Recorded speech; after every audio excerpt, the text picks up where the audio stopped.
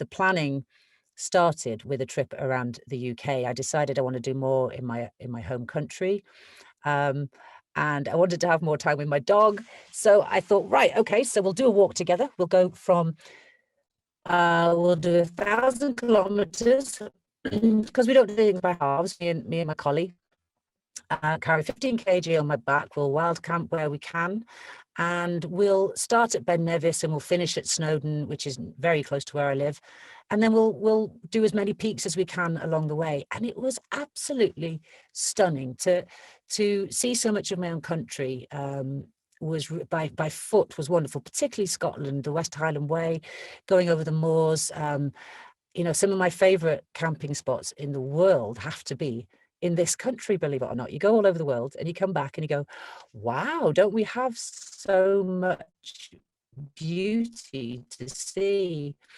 And this was up in Scotland and just near the border countries. And I spent 2 days walking at this point without seeing anybody from the morning of the first day to the evening of the second.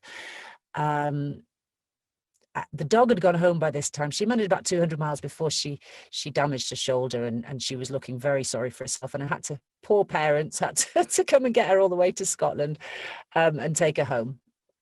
So otherwise I was okay. I was suffering from blisters. I did get a parasite called cryptosporidium, which was from the water, drinking water from streams and that kind of thing.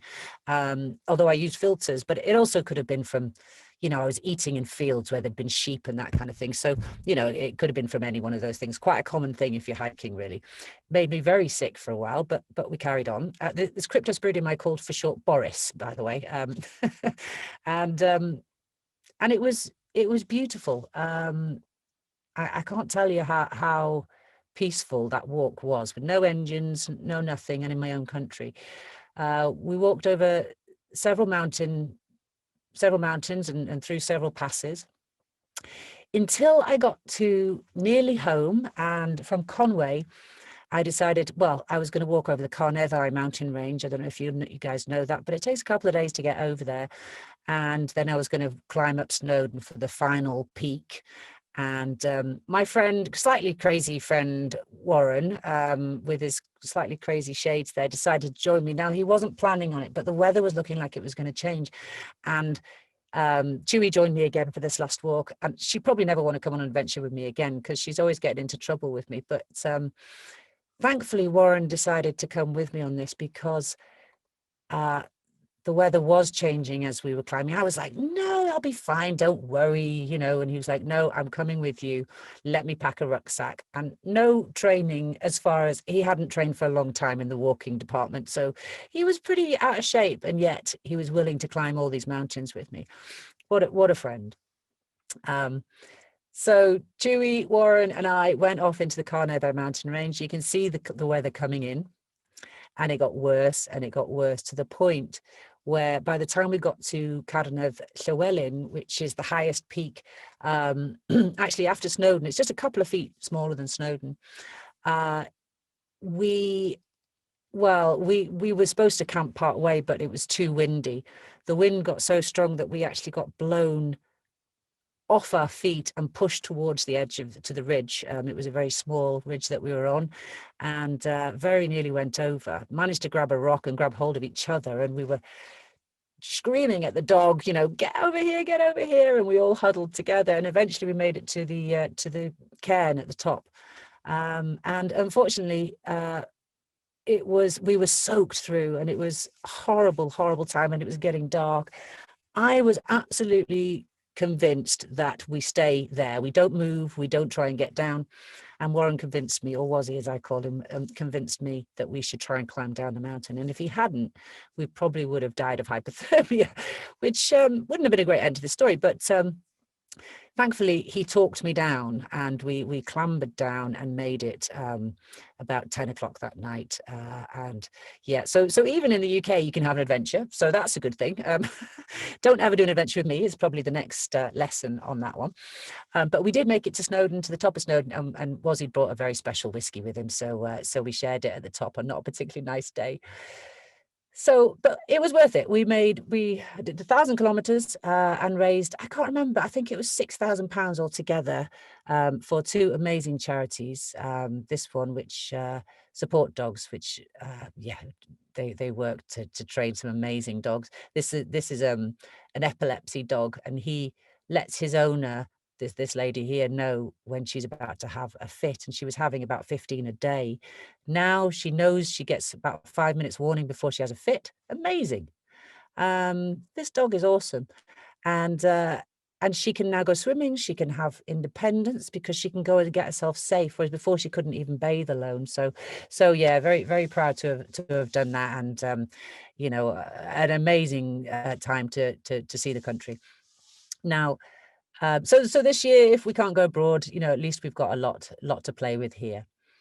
Now, in October 2019, I was approached by a trail riding customer of mine who is 82 years old and happens to have a Unimog, which is this. And he invited me to Suffolk to have a look at it and say, my dream is to take this Unimog across Africa. Will you come with me? I need a guide. I'm a bit blind. I'm a bit deaf. I need some help. And I thought, wow, okay, 7.5-ton truck in Africa with somebody who's a bit blind and a bit deaf. Well, you know, first thoughts were, I was a bit nervous, but we went for it. And I agreed because he had a dream, and he's still dreaming at that age. I was impressed, and I thought, wow, I hope I've got the same energy as him at that age. And actually, it turns out he had more energy than me, I think, and I complained more on the trip. But we did 10,000 miles through 10 countries. Oh, my thing keeps beeping at me. There we go. In 10 weeks. The sleeping arrangements, as you can see, were a bit odd. So he slept inside. I, through my choice, slept on the roof. Fine, as it was. I mean, it was the safest place, really. Sometimes I slept on the floor, but it was nice, and it was a bit cooler up there. And the only problem was when I needed to pee. Of course, it was, you know, a bit awkward. I did have my shiwi, as if you saw my last presentation, you'll remember that I had a shiwi. I carry a shiwi with me, so that was, it wasn't impossible from the roof. But we were doing it in two sections this trip. So this time we got to Kenya, and very expensive truck to run, I'll give it that, but otherwise pretty cool. You know, 4x4. We had room for a motorbike on the front, so we could have a blast around occasionally. We started in Namibia, and we went through South Africa, Botswana, Zambia, Zimbabwe, Malawi, Tanzania, and then finally finished in Kenya. Our next leg was going to take us through Rwanda, Uganda, and Burundi, and so on to Sudan, and then back and do a big circle. But unfortunately, well, you know what happened there. But it was absolutely gorgeous. The roads were stunning. It was very different to riding across on a motorbike, but it was so nice to plan a route where I could go back and visit some of my places that I've been to before, and also to show Charles some of my favorite places. Now, he went for anything. He did most of the driving. This was his toy, his baby, his dream. So I was just there to guide and help where I could with eyesight and dealing with paperwork and all that kind of thing. So we took on some pretty challenging routes. This was up in Malawi. Found what's that called? Bailey Bridge, isn't it? Where they were built in the Second World War by the British military. So some temporary bridges, which is obviously still standing. So that was quite nice to see. May even be some in this country. I don't know. I don't really know the full history of those, but it was lovely to see. I think I got out and said, I'll get out and take a picture, but really it was just in case the bridge gave way under the Unimog. This was quite cool. This is actually a ferry that takes you across from Botswana to Zambia. So you've got to get on this ferry, very small ferry. Charles nearly drove off the edge because he was waiting for someone to tell him to stop. Thankfully, we were all shouting, "Stop now! Stop now!" He couldn't hear. So that was fun, quite interesting. But like I said, he was up for anything, this guy, and I was so impressed with his energy. But at that age, it's not easy to find firsts, but climbing to the top of a mountain was a first for him. Cleaning a toilet was also a first for him. I do insist on teamwork, so we did have to share the chores. But we became very, very good friends. Only had a couple of mishaps. And of course, you're going to have it along the way. You're pushing the boundaries. You're going to have the odd mishap, but nothing major. It was very different to riding on two wheels through Africa. And I must admit, I did kind of miss it. Looking at everything through a window was very different for me. But there were some benefits, some perks, like you can wild camp pretty much anywhere, and surprisingly, it does blend in. I think you'll agree. So, but it's just safer, easier to find places to stop without worrying too much. And the wildlife, now that's one thing you can't do on two wheels in Africa. Most of the wildlife reserves will not allow, obviously for safety reasons, will not allow you in. So I got to be very close up and personal with a lot of amazing wildlife. This is in Botswana in the Okavango Delta, which is just a stunning place. And so much I couldn't see when my first time round. It was just priceless. Now, I don't know if you remember this picture, but this was taken on my first trip, where I'd thrown Rhonda to the wolves, or to the elephants in this case, and decided, I knew these elephants were going to come, and I decided just to leave her there and see if I could get this ultimate photograph and this photograph. And of course, as you can see, I did, and I survived to tell the story. So it was a real honor to take Charles there to show him this place. And once again, we got very close up and personal. This is in Botswana, and it's called Elephant Sands. So if anybody ever gets a chance to go there, I'd highly recommend it.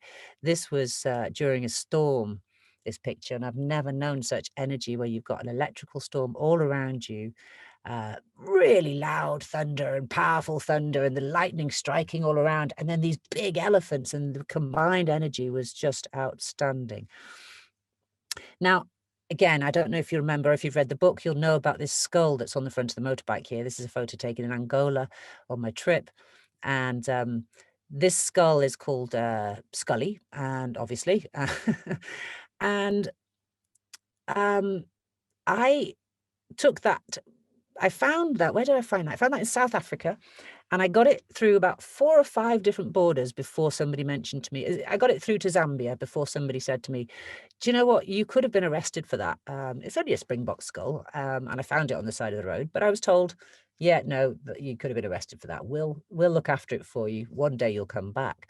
So as I travelled through with Charles, I picked up the Scully and sneaked it onto the aeroplane and got it back to Wales as I'd promised. So, and it's now in Bewley Museum back on Rhonda. So that was great.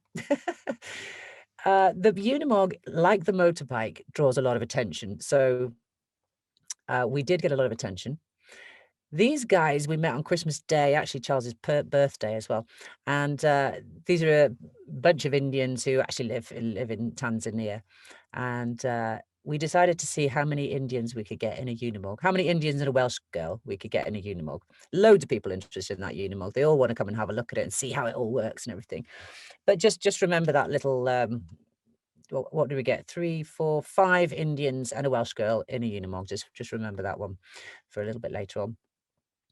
Now, again, if you know my previous story of around the world, you know that I made it to India in the hottest time of the year. And it was absolutely crazy. But of course, I had to go back there. I did love it. I loved the adventure of it. It was 40-degree heat. Even the locals thought I was crazy for riding around on my motorbike. This time, so yeah, and this is how it looked on occasion.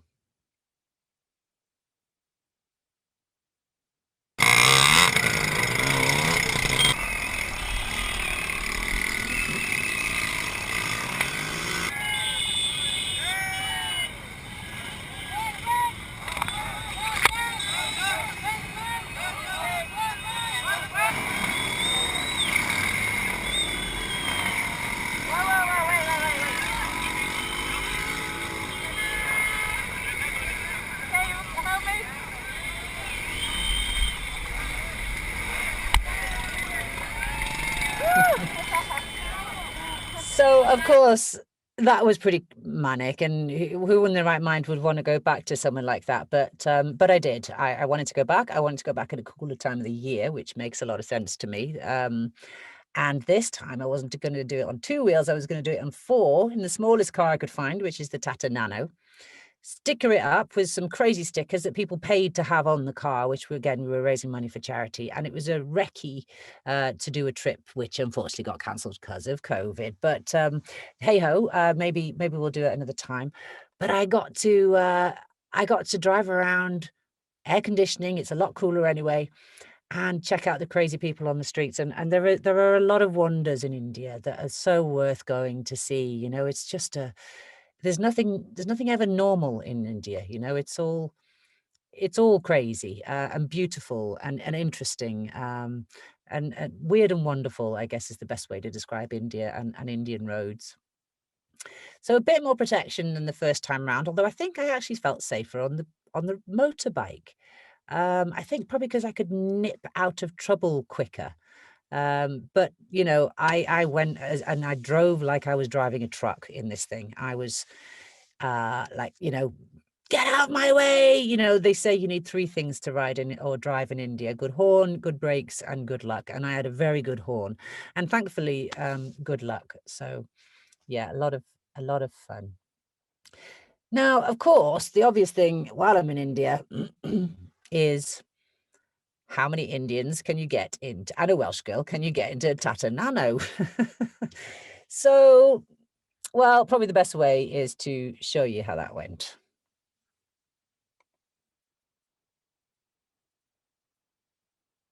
Wish me luck.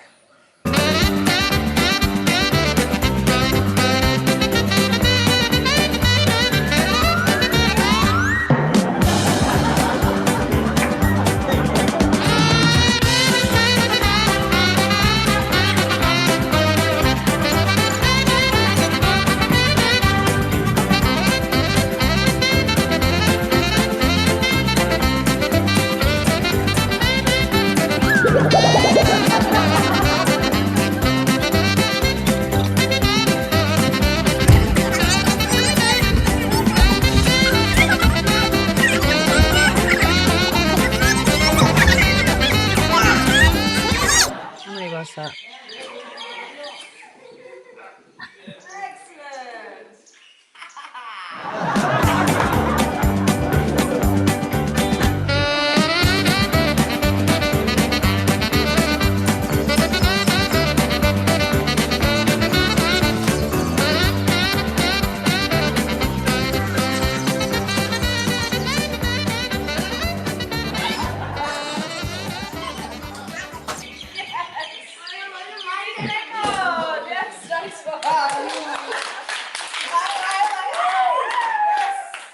I kind of lost count then. I think that was 12, was it? Or 11 plus a Welsh girl. And actually, we could have got more, but the suspension was starting to creak. And but that all came about just because of the Unimog meeting of those Indians in Africa. And I thought, oh, there's an idea, and never wanted to pass an idea. So on a bit of fun.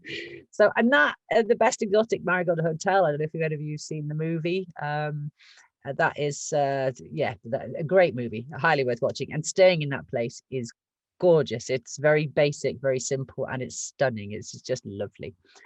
Now, if you were at my presentation 2 years ago, can't believe it's 2 years ago, you'll remember Danny the Leg, as I now call her since this incident in Nepal, who is a good dear friend of mine, and she came along with me to the last presentation.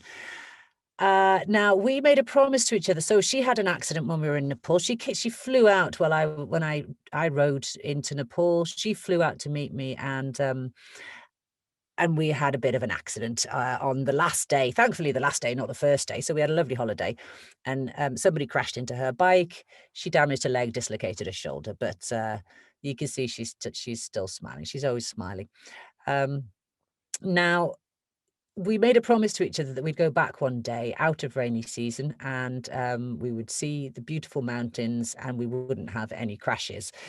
So there was also a big part of the map that was blank from my trip. So you can see China wasn't touched. And from those two ideas, Everest Base Camp Girls on Top was born.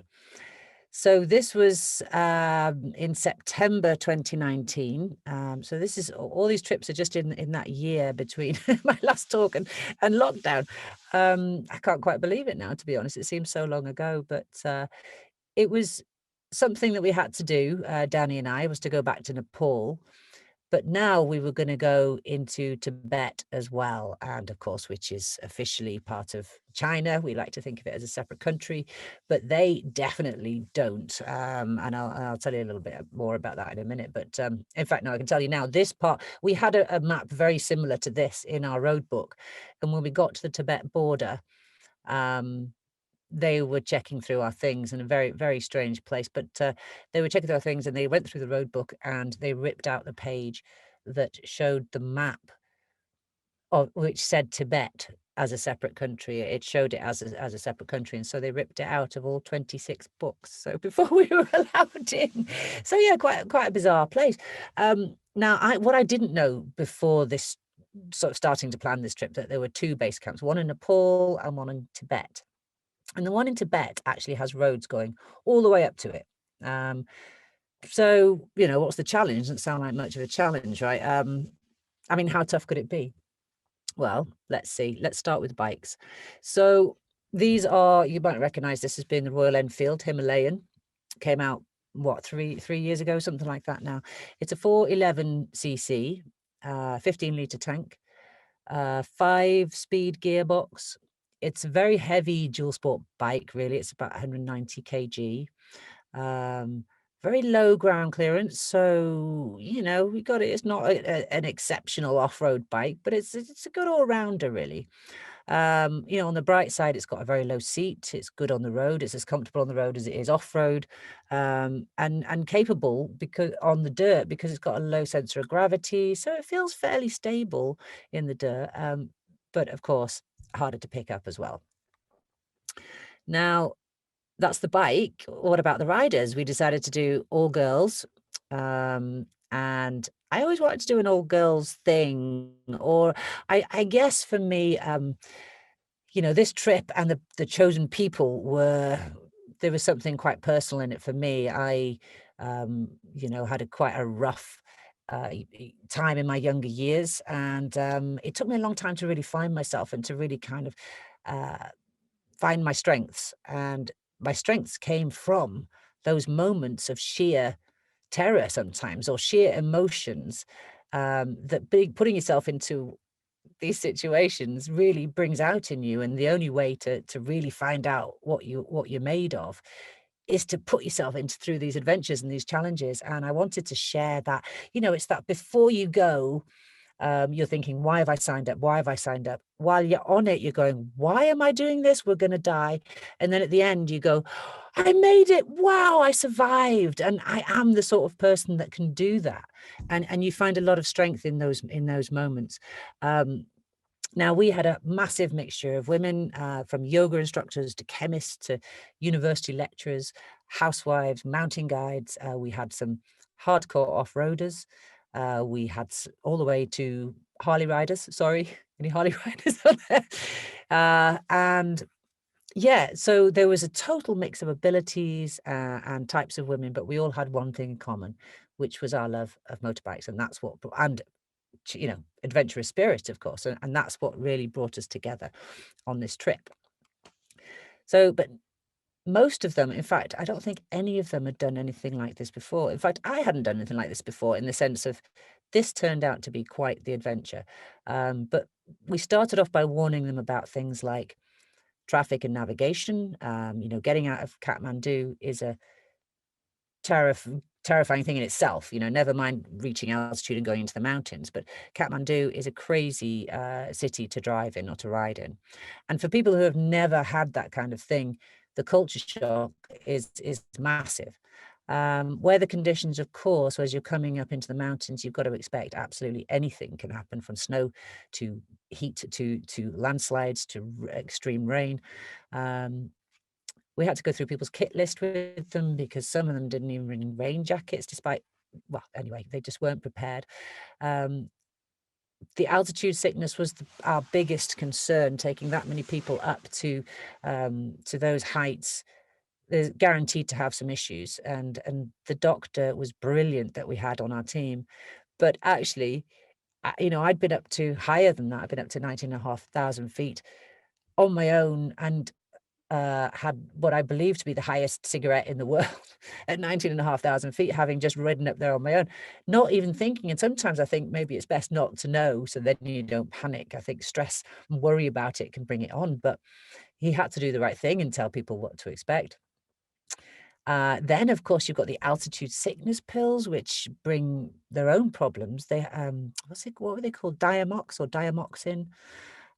Crazy dreams with those things, and all sorts of other issues as well, potentially. But yeah, so that was our biggest concern. The border crossing again was a big one, because we had to get our visas last minute, and we couldn't apply for the visas until we were all there. And so there was a good chance that they were going to refuse our visas into Tibet. This border has only just opened, and that area has been closed off for a very long time. So they're quite particular about who they let in. And so we were waiting with our bags ready to see if we could get across the border.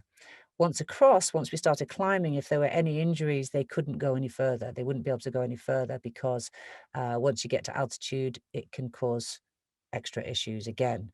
And so there was a lot to deal with.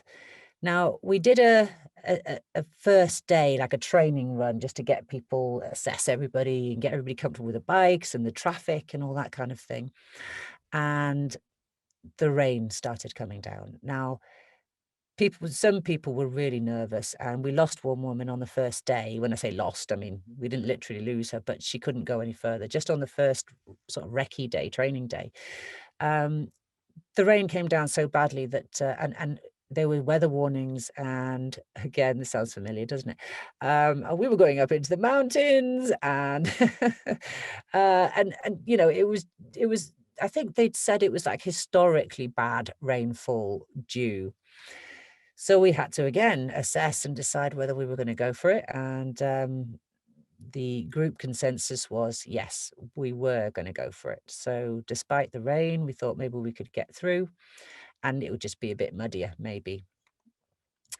Now, the first day was just 130 kilometers, and that's from Kathmandu. You can see it there on the left-hand side, going up to Saburesi. I can't pronounce that. Saburesi. On public roads, remember? So easy, right? Well, again, I think probably a video is the best way to show you how the first couple of days went.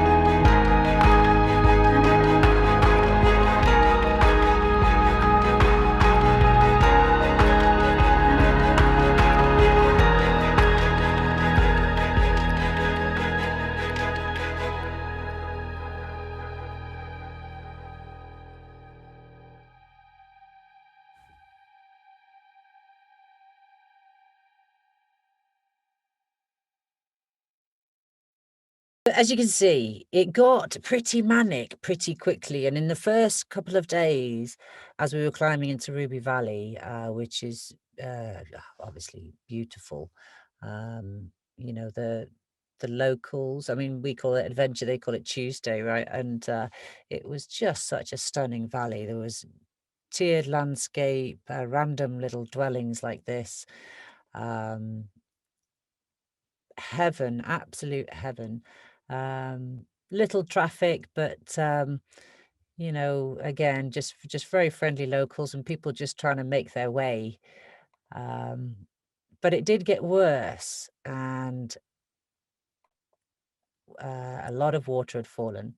As I said, record rainfall had fallen, and the roads got worse. And the road we were supposed to take there'd been a landslide, and so we had to take the lower road. But unfortunately, or was it the higher road? I can't remember, but the everybody was taking that one road to the border, and this is climbing to the Tibetan border. So trucks, everything was going, and you can imagine the ruts and the sludge that came with that. So we had a lot of falls, a lot of a lot of a lot of incidents, and actually, you know, as it was getting dark, we ended up, I think it was on the second day, we ended up getting dug out by the military, and who then came and rescued us off the road. But that was on the second day. On the first day, we didn't even make it to our finishing point. We made it to our tea stop, and so that tea stop, we had to suddenly find room for 23 women, space for bikes. We had to rescue bikes. We went through 9 clutches in the first 2 days. And we lost a lot of women. And again, I don't mean lost literally, but this was a very close call. We had another one who fell through a roof. We had broken ankles. It was quite actually stressful as an organizer, and heartbreaking as a friend of the group, because you know, a lot of these women had to pull out. Now they either chose to pull out themselves, or the doctor pulled them out because of injury or exhaustion. So, but those who continued, so we lost nearly half the group in the first couple of days, and those who continued still hadn't made it to the border, and so we had to keep pushing on. And they were up for it, but boy, were they pushed, because not only were we dealing with massive amounts of mud and water and trucks, but we were also dealing with altitude. By now, we're already dealing with altitude, and it's hard to breathe just walking around. You're tired, lifting bikes, helping each other, getting out of the mud. You know, you can't leave one person. And I used to say to them, go, you know, if you just get yourself to the end, don't worry about anybody else. We've got a support crew. I'll be there to help. The support crew are there behind us. But they never did. The women always helped out and stopped for their fellow riders. Now, the water was one thing that was quite extreme, and the waterfalls, of course, were plentiful. There was one situation where I'd stopped, and all that film was filmed mostly on my head. Well, I think all of it on my head cam. And this is another part of it where poor Karen, as I now call her, Waterboard Anderson, tried to make it through. And this is my "you've got this" moment, which I'm now famous for. If I say "you've got this," then run away. But this is me trying to give her advice. Now, apologies for this. There is a bit of swearing and a lot of heavy breathing, but the heavy breathing you'll forgive, because it's down to the altitude and the situation. I think, as my grandmother used to say, sometimes it's appropriate to use inappropriate language. Never was there more appropriate time. Come on! Okay, you got to give it some welly. Be confident, look ahead, go for it, okay? You're going to get through it, keep going. Look ahead, oh shit. Oh fuck. Woo. Okay, okay. Get on that side quick. Quick, you're alright, you're alright. You're okay. Did you get your leg out? Okay. Everybody's alright. Let's get it at 1, 2, 3. Get yourself up. Come on, you got this. There we go, okay. Okay. Fuck. Okay. We'll get it through together. You go on it. We'll hold you back. Just let her have a second. Okay. Just breathe. You're alright. You're okay.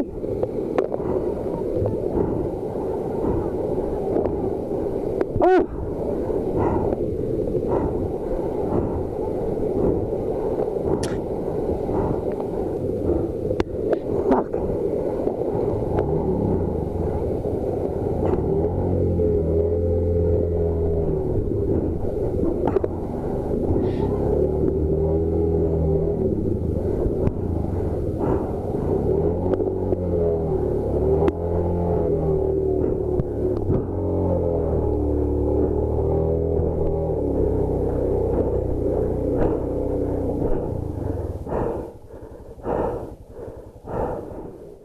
Somebody said this was going to be easy. I think it was actually the end of that day that we ended up getting rescued by the military, and we did about 18 hours of riding in those conditions. And as it was getting dark, it was kind of getting scary because there's big drops on the other side. It was pretty interesting day, but we had a lot of punctures, and you know, the problem was as well that the rocks, you see those ruts there in the trucks, you can see the amount of trucks going down there. They were putting rocks in the ruts to try and give themselves traction. And so we would be riding in the rut, happily plodding through and drudging through.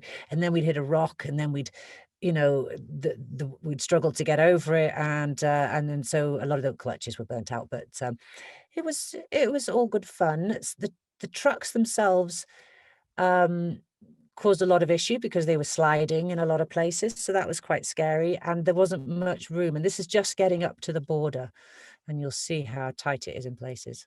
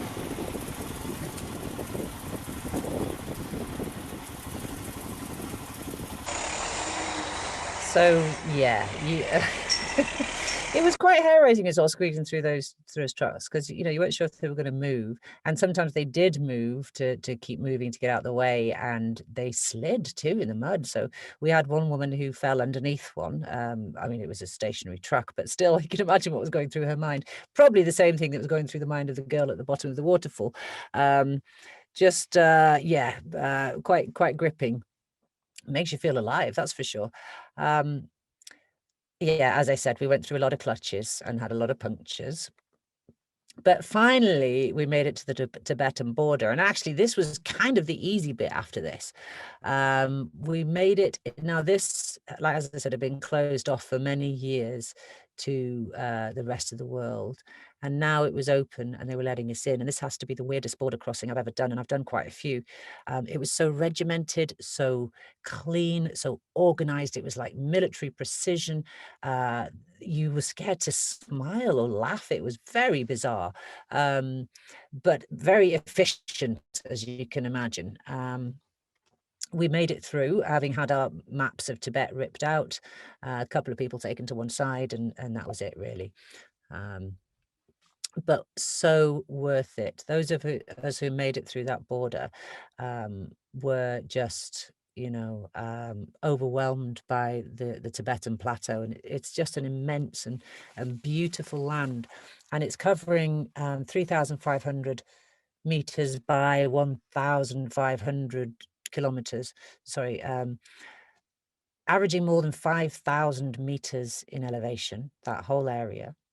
Everest is just one of many enormous mountains there. There's 13 peaks higher than 8,000 meters, hundreds over 7,000 meters, and are higher than anywhere else on the planet. So this is vast, and it's the largest and highest area in the world. And it's just got this magical feel about it with the prayer flags, and the lakes reflect the sky beautifully at that altitude, and of course the water is glacial water, and it's just got this mystical feel to it. And then it's got these vast open plains, which can get very cold. Temperatures can drop to -40, and particularly at night. And the winds can be pretty harsh. And I guess that's why the yaks have all got these really thick coats. And there was yaks ever. I really wanted to meet a yak. I had this thing about meeting a yak because I'd never seen one. Excuse me. And I don't know why they have these ribbons on. I don't know if it's something to do with ownership, like with the sheep. But of course, yaks are beasts of burden. They're also used for milk, for meat. They're not sacred like cows in India, but they do have their own festival, and they are treated like gods in this festival. And then, unfortunately, they are then sacrificed at the end of it. But they are treated like gods for that short period. I think they make wool out of them, the yak wool, yeah, and coats. So they're used for warmth, for heating as well. So very useful creatures. The Tibetans themselves, wonderful faces, wonderful characters, and yeah, it's just such a shame their land is really no longer their own. But they're out to sell your flags for sure. They're absolutely obsessed with selling your prayer flags. So, because how can you refuse a face like that? Yeah, very, very friendly people. You had to watch out for these things, these crazy little contraptions, which were kind of everywhere. They actually did take out one of our riders on the way into Lhasa. It came out onto the road, and it was dark and she wasn't quite ready for it, and broke her ribs, unfortunately. So that meant that she had to, well, we had to get her back to Lhasa and then make a decision from there as to what we were going to do. The petrol situation was strange as well. So they would stop us going to the petrol station. We had to have Chinese guys with us all the way. That is the requirement of the visa.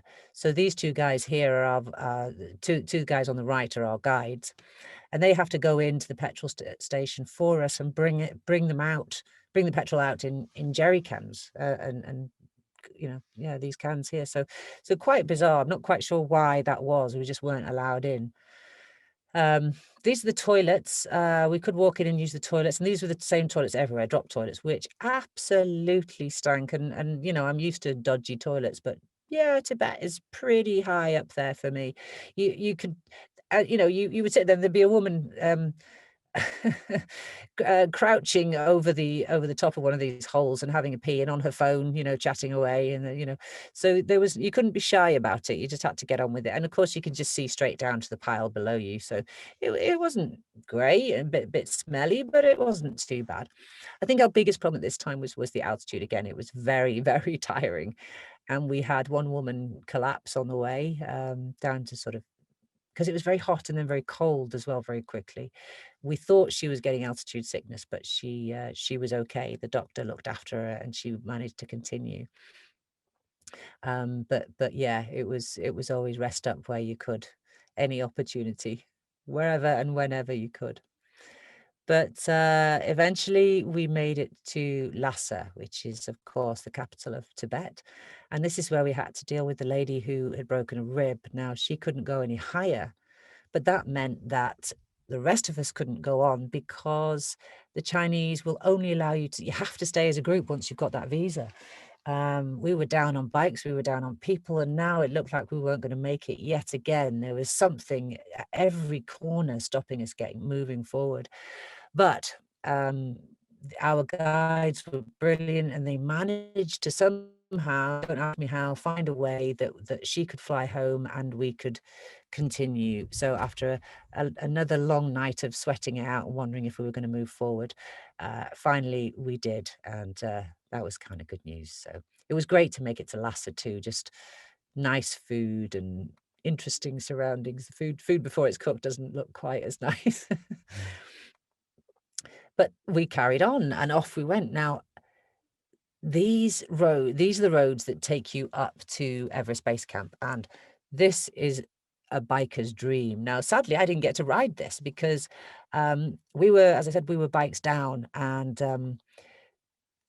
we had the support truck, and I thought, well, I'll give my bike up to one of the other girls. And so sadly, I thought I was going to come back the next year, and we didn't because of obviously because of COVID. So I never got to go back. Maybe I will again, but I've got that road to ride. So fingers crossed. But that climbs all the way up to 5,200 meters. Again, prayer flags everywhere, absolutely beautiful. And then the last section, you're not actually allowed to ride up to base camp for climate reasons, I guess, and they've cleaned it all up. And so they actually take you in electric buses, which is quite bizarre, from a slightly lower point up to actual base camp, which is this is it. Now, Everest is just behind us there. And as you know, you can't see it because it should be between that gap. And unfortunately, it was just completely clouded over when we got there. So, but we were all right. We had some M&Ms. We stayed in the Rongpu monastery, and yeah, it was a nice evening. I think it was a bit of an anticlimax when we got there, to be honest, because there'd been so much going on to get there that the actual, thing of reaching it wasn't, I don't know, it was a bit strange when we first got there. It's like, oh, okay. It was very typically about the journey, not the destination. But of course we did want to see Everest, and we had a bizarre night of a couple of beers. You can't drink too much beer at altitude, but you can see Danny's face. She's confused at opening a beer bottle, for crying out loud. So the altitude was getting to us. That night, the doctor was very busy with people with headaches and all that kind of thing. And in and out of these bedrooms, just looking after us all, and people screaming with amazing migraines, me included. I suffered really badly that night, not as bad as some.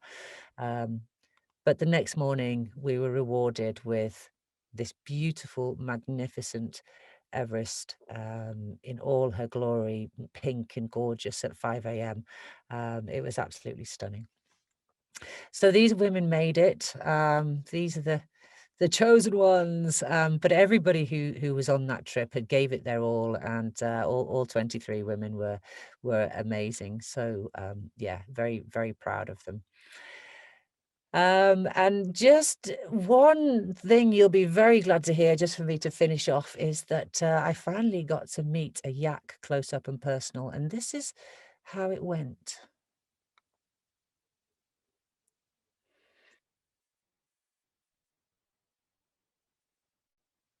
It's already horny, you can see it.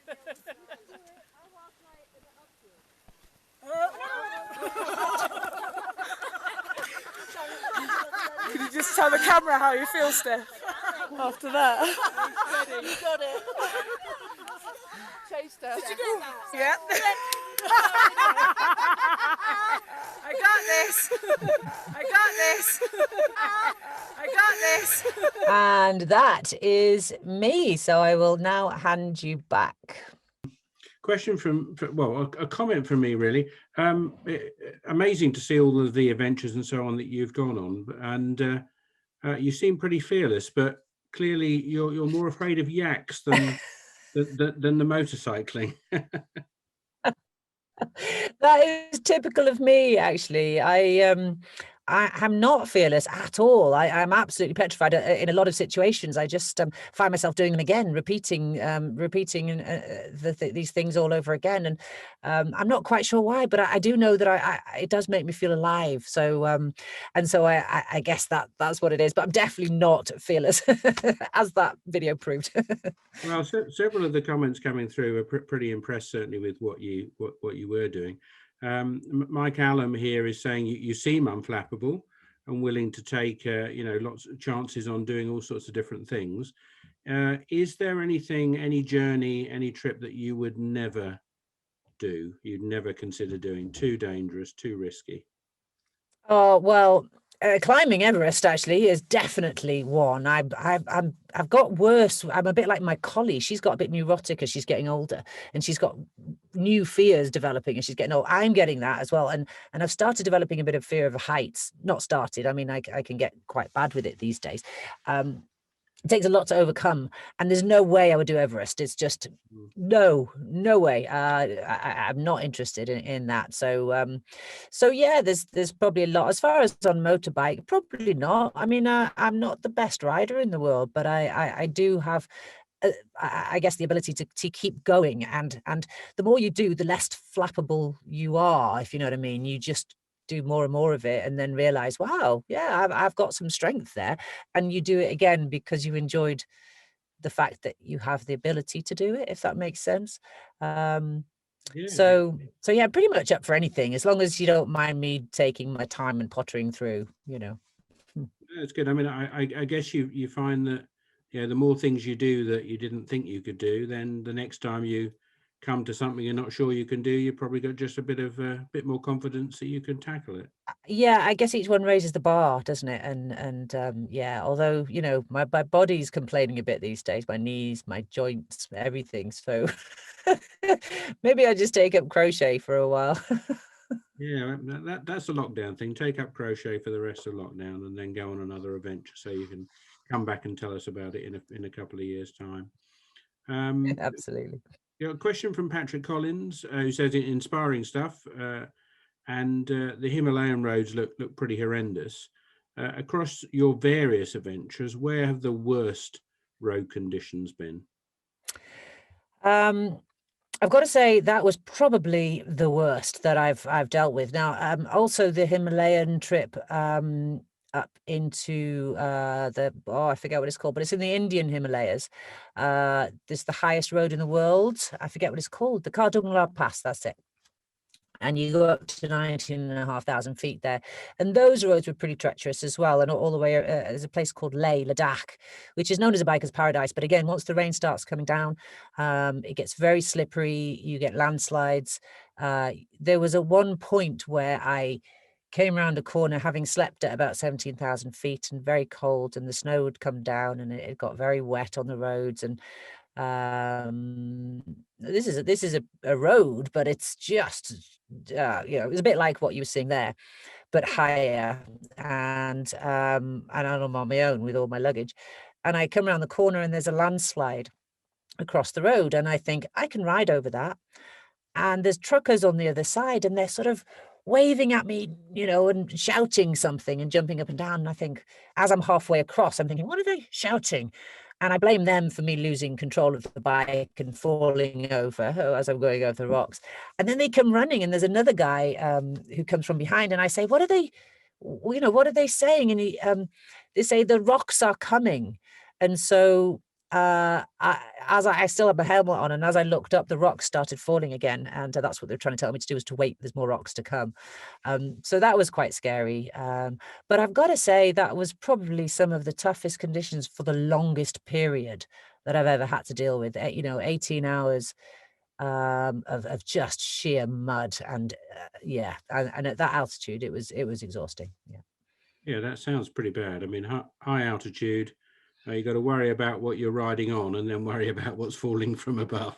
Yeah, That exactly. sounds pretty bad to me. Got a couple of questions on sort of on the bikes that you've used and so on. Mike Webster's asking, in hindsight, would your team on the Everest trip have fared better on Rondas, as it were, the Honda, or was the Royal Enfield a good choice of bike for them, do you think? Yeah, good question, and people have asked me that before, and yeah, I think the Honda CRF 250 is a great all-round bike. I think the only problem with that is the height. For a lot of people, they struggle with it a little bit, although you do kind of get used to it, and you can lower them a little bit, but very hard to sort of personally manage everybody. 23 women's bikes, so it is what it is. But they weren't on offer. That wasn't the choice that we had. We had the Enfield Himalayans, and that was it. And actually, they're low to the ground. They are pretty capable bikes, as I said, and not intimidating for people who didn't have much experience. The only real issue was the weight. When you've lifted one and then two and then three and several throughout the day, it's absolutely bloody exhausting. So yeah, I mean, I did debate that, and I think for me, I would have chosen Ronda the Honda any day, but they did pretty well, and they're very easily fixable along the way, those Enfields. Yeah, good. And so there's a question from Anne Holden on that then. How many clutches in total did you get through on that journey? Oh, well, it was 9 in the first 3 days. And actually, after that, we didn't go through too many more because we hit the road. And, and obviously we halved the team. And I think maybe a couple more after that. I know we ran out of clutches in the end, and had to leave a lot of bikes behind to pick up on the way back as well. So it was, yeah, I think clutches was the biggest problem, and punctures. But otherwise, as you saw, that bike just started after being, drowned in a waterfall, and it started immediately. So they did very well. Of course, altitude as well. You've got a carbed bike. Now, fuel injection would have been better. So again, Ronda would have been better for that, because that does tend to balance it out better at altitude. Whereas the carb, you have to adjust as you go, because it'll start spluttering a little bit. But again, they didn't do too badly at all. No, that's good. And so where did you source them from, and how did they get to your starting point then, the Enfields? They came from India, and they came through a friend of mine who worked with us. He provided the team, and the doctor and everything, and the all the motorbikes from India. So they were transported up in trucks up to Nepal, up to Kathmandu, and we met there. So yeah. Yeah, thank you. And so still on the theme of sort of comparing bikes and so on, Patrick is asking, if you were to go around the world again, so would you choose the CRF again, or would you choose something else? No, I wouldn't choose CRF again, but only not because I have anything against Ronda, although there is a new 300 out now, and we've just bought some for our motor junkies. But if I was to do it again, I'd just want to do it on something different, just to mix it up, just to try something else. It'd be a bit boring if I did the same thing again, wouldn't it? So I'd have to probably do it in reverse and on a completely different bike, and, maybe one-handed or something. I don't know. Well, I mean, I suppose. Maybe only unicycle. Yeah. Well, when you say Sorry, reverse, go on. you could do it in reverse, literally, couldn't you? In reverse, yeah. Yeah. Yeah, to be honest, it's not a big burning desire to go around the world again. I loved it, and there's lots of places I'd love to go back to, but I'm finding that in my mind, that you've done it once, then you want to go back and spend more time in different places, not not do the same sort of thing again, you know, and I would love to spend more time in so many places around the world. So yeah. Yeah, no, fair enough. So Paul is saying thanks for a fascinating presentation, an amazing group there in September 2019. Terry Strange is saying thank you for such an interesting talk, such a good impression of the road conditions in that part of the world. Anna Holden is asking, and I think we probably saw it in your last photograph, but you started with 23 people. How many of them finished? Was it 13? Did I count that correctly? I think it was in the picture? 13. Yeah, I think that's right. Yeah, I think that's right. We lost 10. Yeah. Yeah. So I mean, that was pretty good achievement given all of the obstacles that you had, wasn't it? Don't you think, for that number Oh, through? yeah, absolutely. And you know, some of the women really did want to continue. They just weren't given a choice because the doctor rightly pulled them out, you know, and his decision was final. And so if he felt they were too exhausted to climb any further, he wasn't going to take that chance. And so he had to make those calls, very serious calls, and he had to make them very quickly. And some of the women were pleading to continue, even though they were exhausted, you know.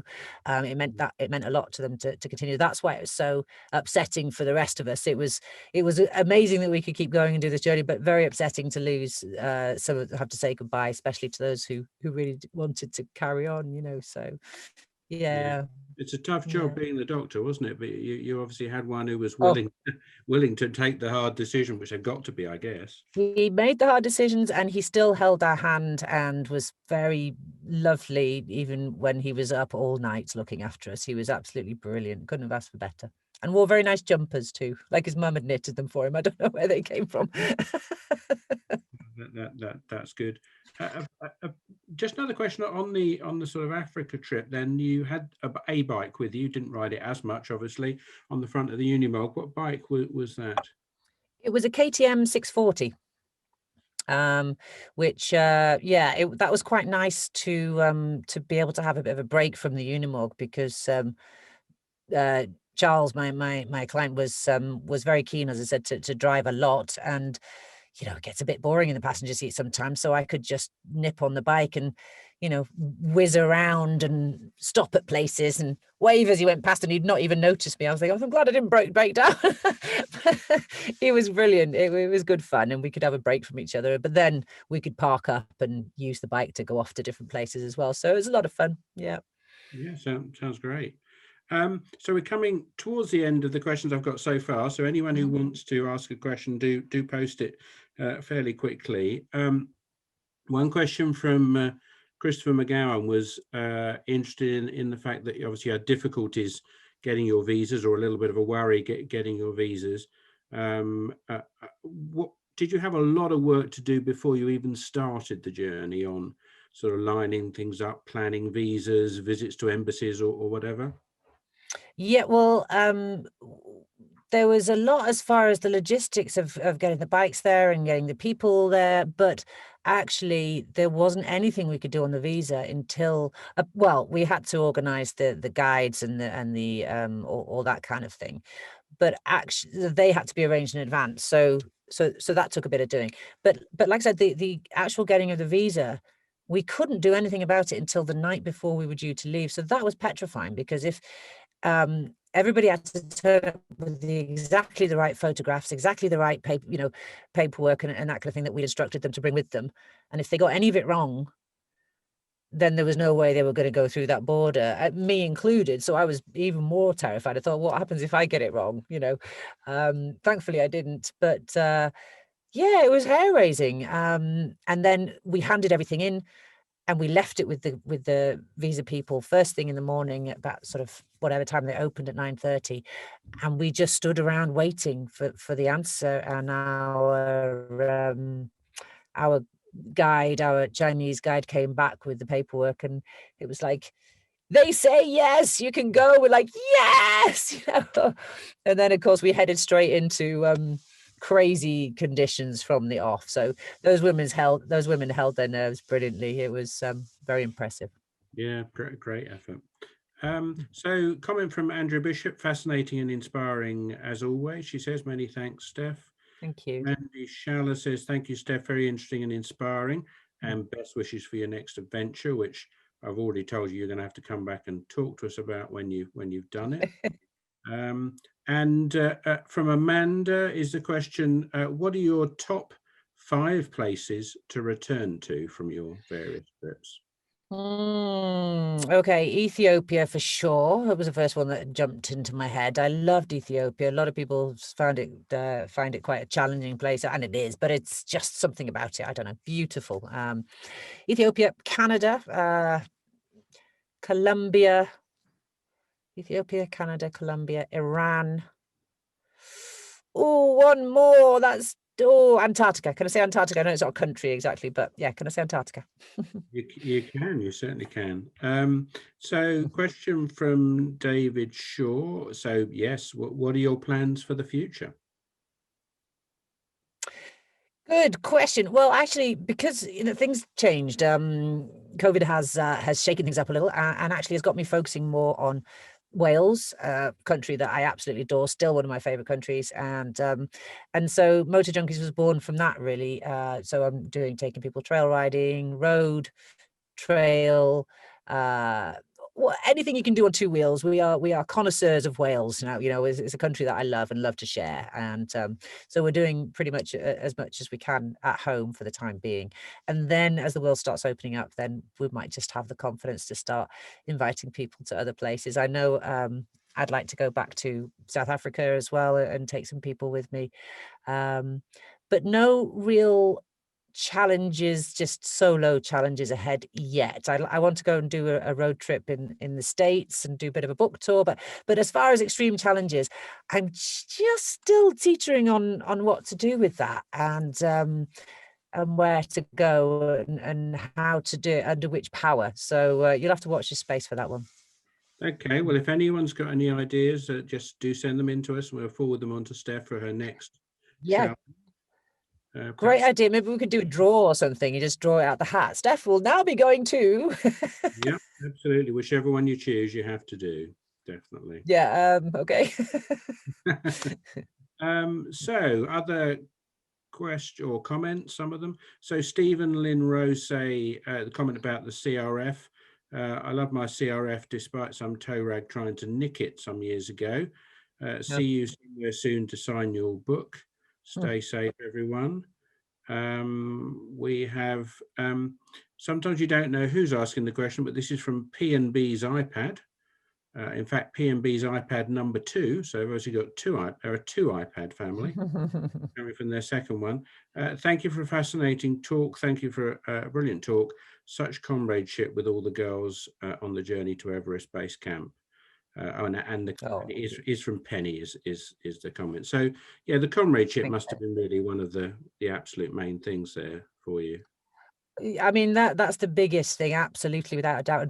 You put people into extreme conditions, and what comes out is usually something really, really positive. And that is, the strength you've discovered of yourself, the strength of your friends, the friendships that will last a lifetime. I think some of my oldest friends, my best friends, are people that I've done adventures with.